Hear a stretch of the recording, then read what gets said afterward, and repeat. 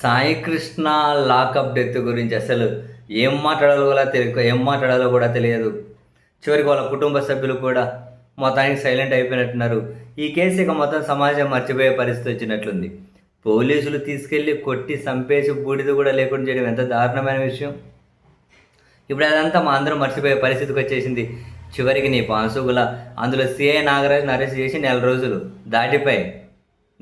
బొమ్మ దాటిపోయింది. ఇప్పటికి కనీసం విచారణ కూడా చేయలేని పరిస్థితి. విజయవాడ కొట్టేవాడు కండిషన్స్ పెట్టిందని సవరించాలని చెప్పి హైకోర్టుకి వెళ్ళారు.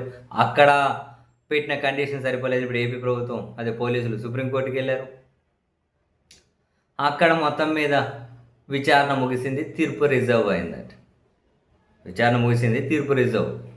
ఆ విచారణ సందర్భంగా న్యాయమూర్తులు సుప్రీంకోర్టు ద్విసభ్య ధర్మాసనం అట విక్రమ్నాథ్ అండ్ జస్టిస్ సందీప్ మెహతా వీళ్ళిద్దరితో కూడిన ధర్మాసనం ముందు విచారణకు వస్తే పోలీసుల తరపు న్యాయవాది సిద్ధార్థ్ లుత్రావ్ ఒకరోజు విజయవాడలో విచారించమన్నది హైకోర్టు. అట్లెట్లా కుదురుతుంది?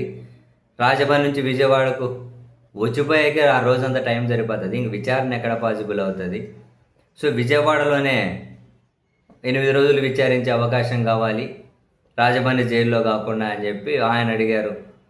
ఆ నాగరాజ్ తరపున ఉన్న ఆయనేమో విజయవాడ జైల్లో ఆయన ఉంచితే అక్కడ ఉండేవాళ్ళు చాలామంది ఆయన అరెస్ట్ చేసి జైల్లో ఉంచిన వాళ్ళే, అంటే సిఏ నాగరాజ్ అరెస్ట్ చేసిన వాళ్ళే విజయవాడ జైల్లో ఉన్నారట.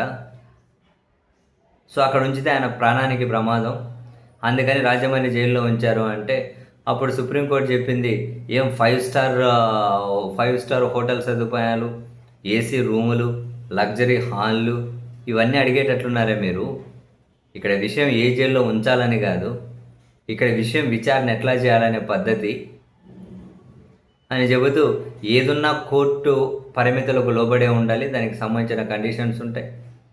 సరే, మొత్తం మీద వాదనలు అయితే ముగించి ఇప్పుడు మేము తీర్పు రిజర్వ్ చేస్తున్నామని ఈ విషయంలో కూడా మొత్తం మీద సుప్రీంకోర్టు అయితే తీర్పు రిజర్వ్లో ఉంచారు.